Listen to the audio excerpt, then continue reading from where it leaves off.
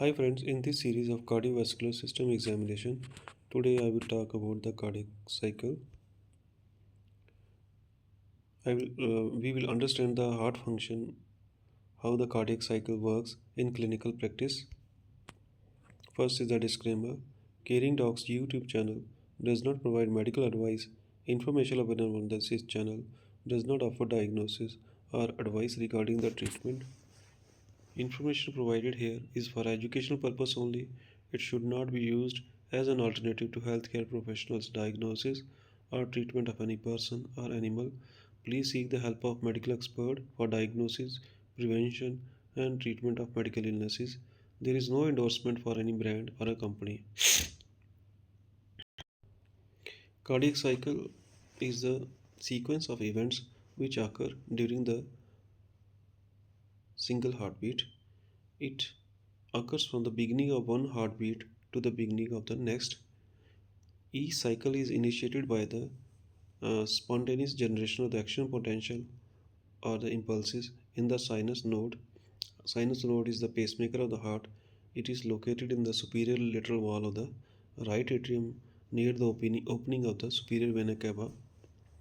And then action potential travels from SA node to the atria, then to bundle of his Purkinje fibers and the ventricles. So the cardiac cycle has two phases: diastole phase, that is relaxation phase, and systole phase, that is the contraction phase. During the cardiac cycle, the pressure changes within the chambers. They cause the heart valve to open and close, and directing the blood flow in one direction. This process ensures the oxygenated blood circulates throughout the body while the deoxygenated blood is sent to the lungs for the oxygenation.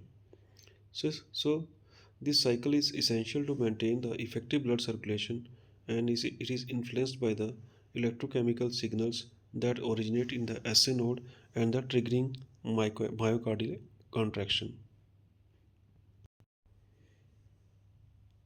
As we know that the conduction starts in the SA node, which is the pacemaker of the heart.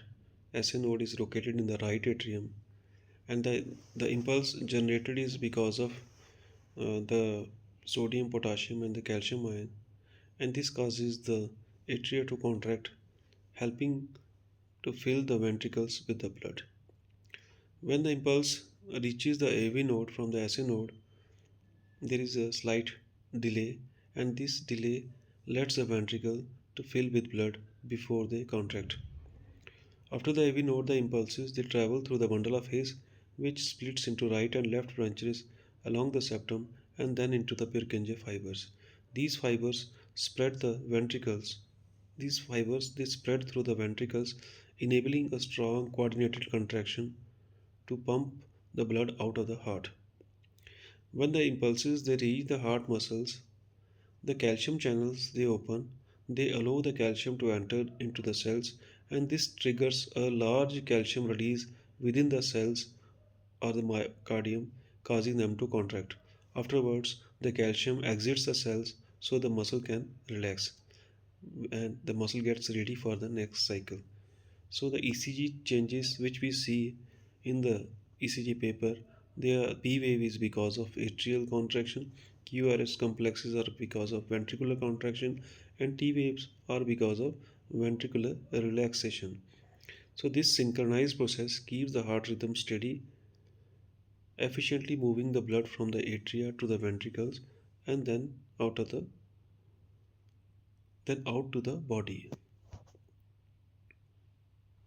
How does the heart rate affect the cardiac cycle? As we know that cardiac cycle, it is a sequence of events in one heartbeat. It includes contraction and relaxation. When the heart rate increases, the time for each heartbeat gets shorter. In other words, we can say each cycle has less time to complete. So as the heart rate goes up, both systole and diastole they become shorter, but the diastole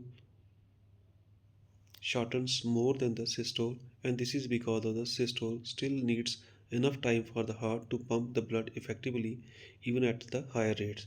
So at a normal heart rate of 72 beats per minute, systole comprises about 40% of the cardiac cycle while the diastole takes about the 60% of the time. So as the heart rate increases, for example, if it increases 3 times the normal heart rate, then the systole now takes up the 65% of the cardiac cycle, means the diastole is much shorter, only 35% of the cycle. This leaves a very little time for the heart chambers to relax and fill with the blood. Why does this matter?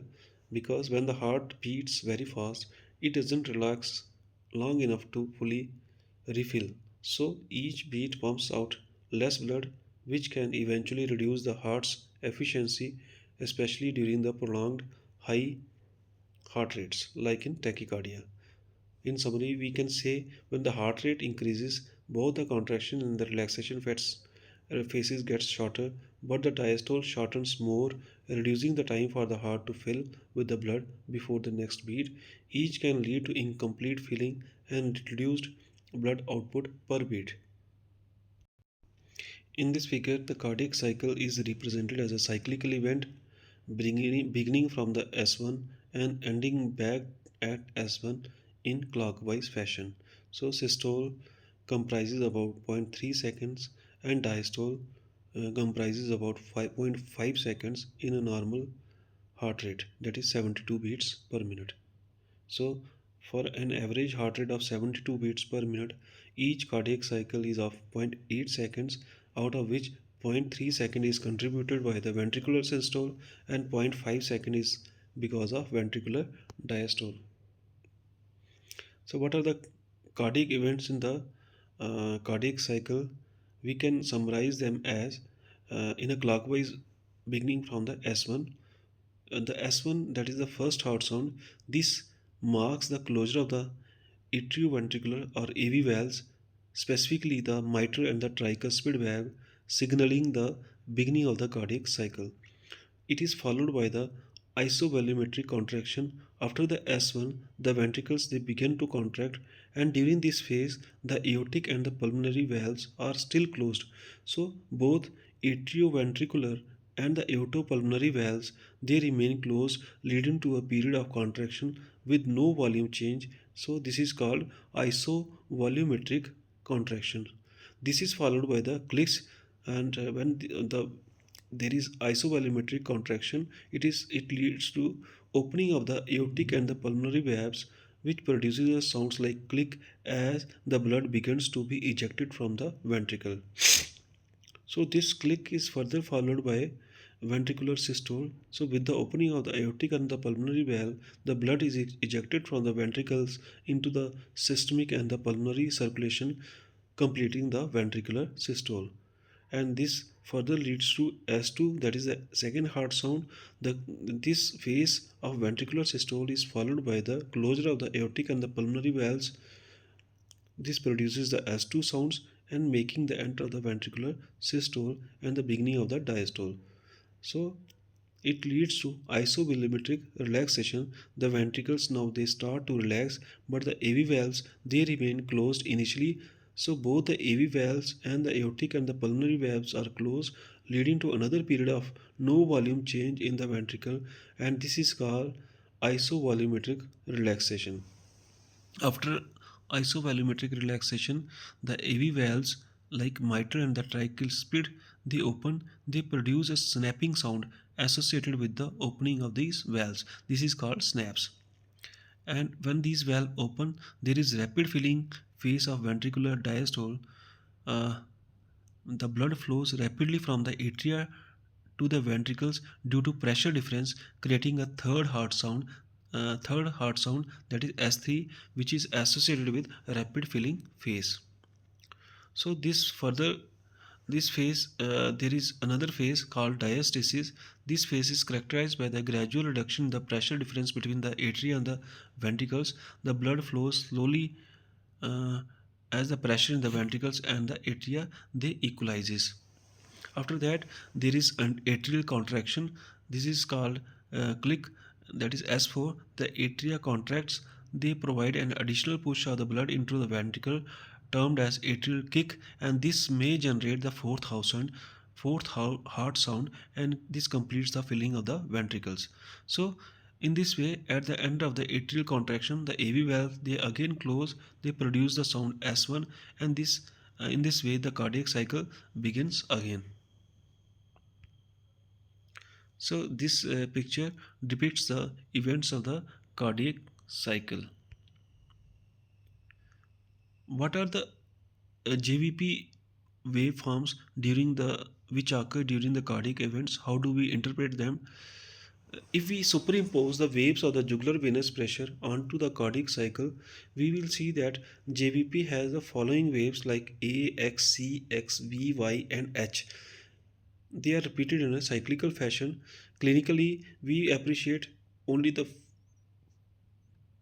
four waves, two in the systole and two in the diastole. So the two waves which we see in the systole are the X descent and the V descent, and the two in the diastole are the Y descent and the A wave. The timing of the JVP or jugular venous pressure waveforms with respect to cardiac cycle, they are shown in this figure. In jugular venous pulse or JVP pressure waves, the A waves, the cause for the A wave is the atrial contraction, and this occurs in the late diastole as seen in the picture just before the S1, that is the first heart sound.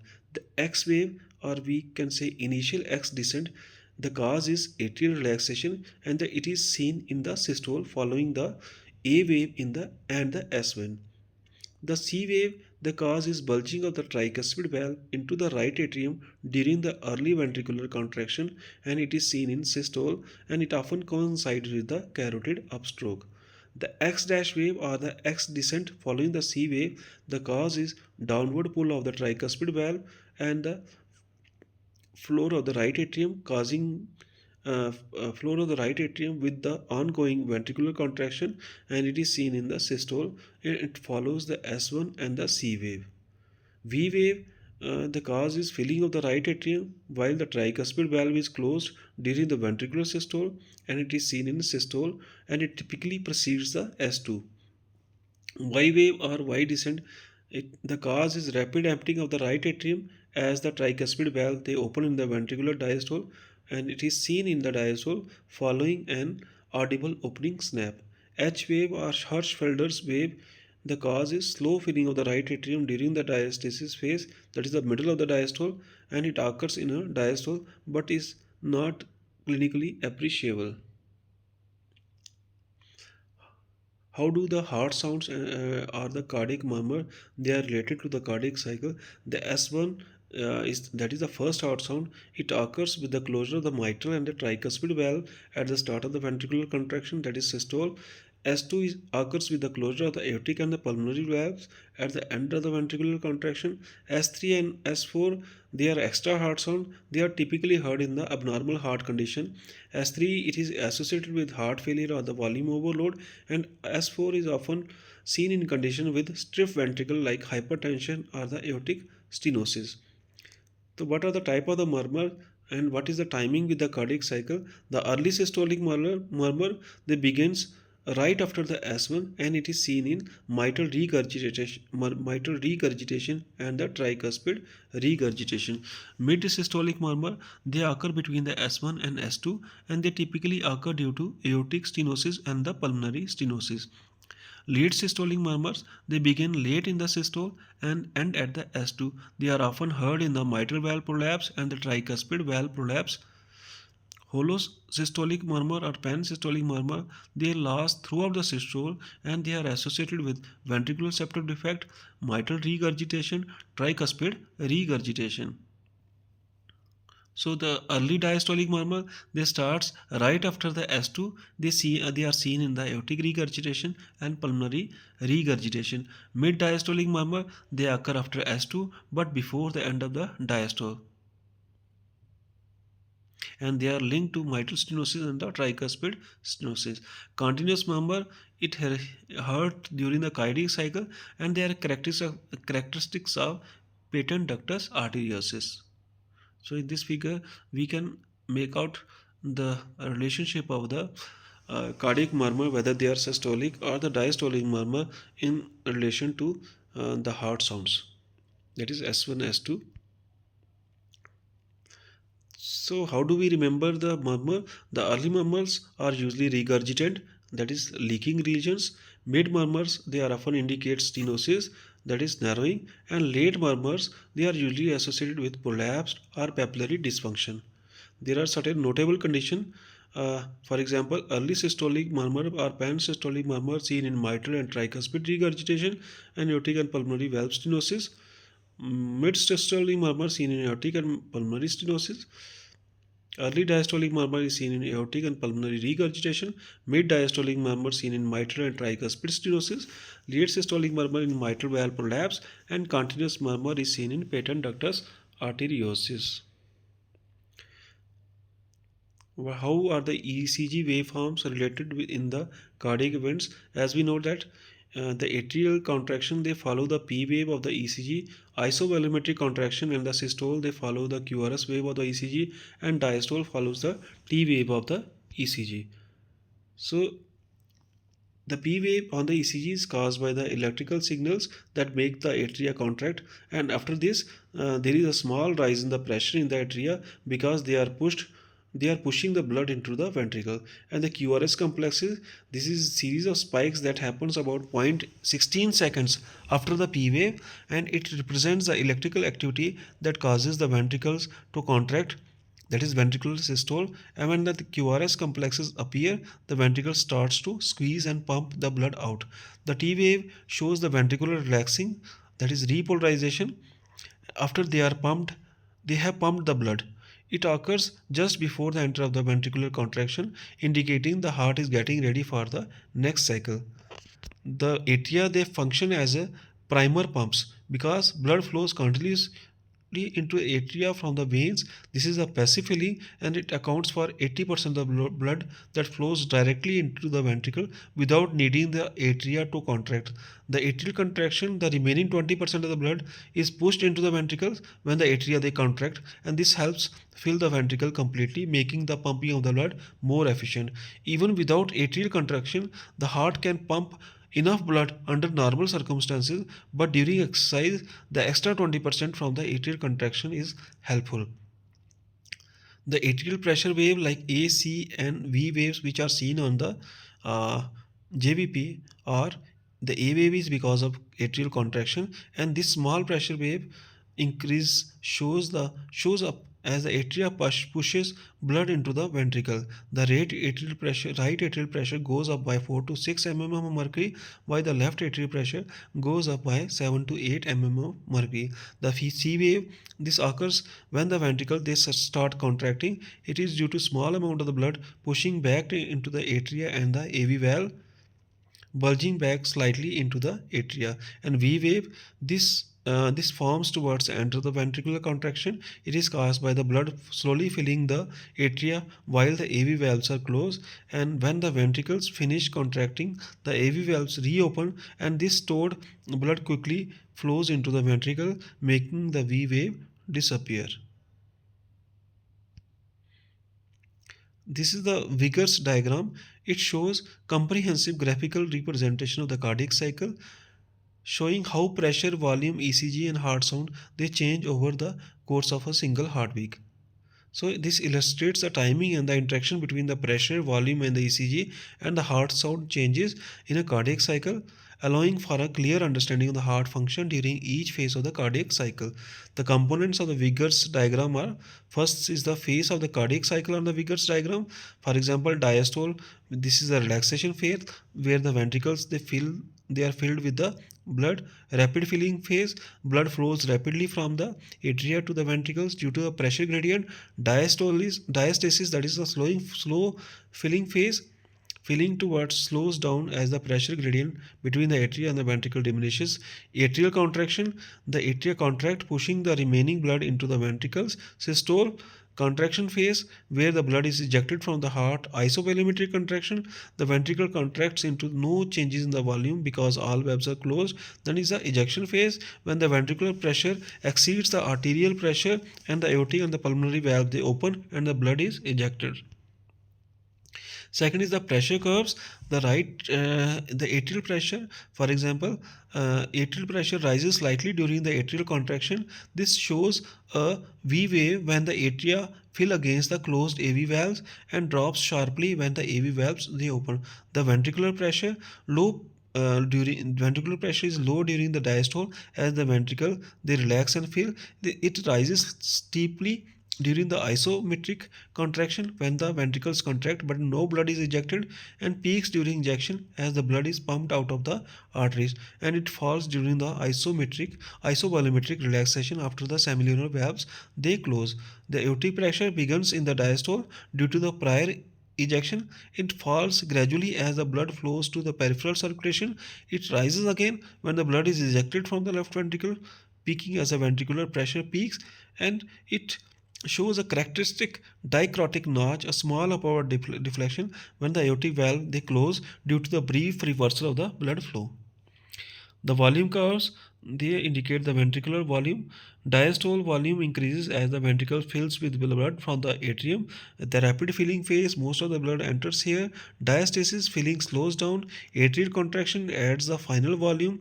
Systole, volume decreases as the blood is ejected from the ventricle. Isovolumetric contraction, volume remains constant but the pressure rises as both valves are closed. Ejection phase, the volume drops rapidly as the blood is pumped into the aorta. So then we have volume curve. P wave is the atrial depolarization signaling the atrial contraction. QRS complexes ventricular depolarization initiate the ventricular contraction. T wave is because of ventricular repolarization and marking the beginning of the ventricular relaxation. The heart sounds like S1 L. This is S1 heart sound is Lub's sound. It is first heart sound occurs at the beginning of the systole when the AV valves they close during the isovolumetric contraction. S2 is the dub sound, that is a second heart sound. This occurs at the beginning of the diastole when the semilunar valve they close during the isovolumetric relaxation. Additional sounds in some cases, for example S3 or S4, may be present, often indicating the specific heart condition. The CVP or JVP waveforms. A wave is due to atrial contraction. C wave occurs during the isovolumetric contraction as a tricuspid valve bulge back into the right atrium. V wave is the atrial filling against a closed tricuspid valve occurring late in the systole. So in the summary of the key points are the isovolumetric contraction and relaxation phase, where all the valves are closed, leading to a sharp increase or decrease in the ventricular pressure without change in the volume. Ejection and the filling phases reflect the actual movement of the blood in and out of the ventricle. ECG and the heart sound they show electrical activity and the mechanical events, helping to correlate ECG waves with the valve closure and the sounds. Why this Vigor's diagram is important? Because it is a vital tool for understanding the synchronized events of the cardiac cycle. By following the pressure, volume, ECG and the heart sound, the healthcare professionals or we can better understand the normal and abnormal cardiac function. We can diagnose heart condition and make treatment decision. These are the pressure changes. This diagram shows the pressure changes during the cardiac cycle. For example, the mean arterial pressure in the right atrium is 2 mm of mercury. In the left atrium, it is 8. When there is A wave, the pressure in the left atrium is 13. When it is C wave, it is the pressure in the 12 mm of mercury. When it is V wave, the pressure is 15 mm of mercury. Similarly, the peak systolic pressure in the right ventricle is 30. And diastolic pressure is 6 mm of mercury in the right ventricle. The peak systolic pressure in the left ventricle is 130 and diastolic pressure in the left ventricle is 10 mm of mercury. The mean arterial pressure in the pulmonary artery is 15. In the aorta it is 95. Peak systolic pressure in the pulmonary artery is 25 and diastolic is 8, and in the aorta the peak systolic is 130 and diastolic is 80 mm of mercury. Similarly, for pulmonary capillaries, the mean arterial pressure is 10 mm of mercury and the systemic capillaries it is 25 mm of mercury. Dr. Joseph Murray has said, service to the other is the rent you pay for your room here on the earth. With this, I conclude my today's topic. Thank you. Keep learning.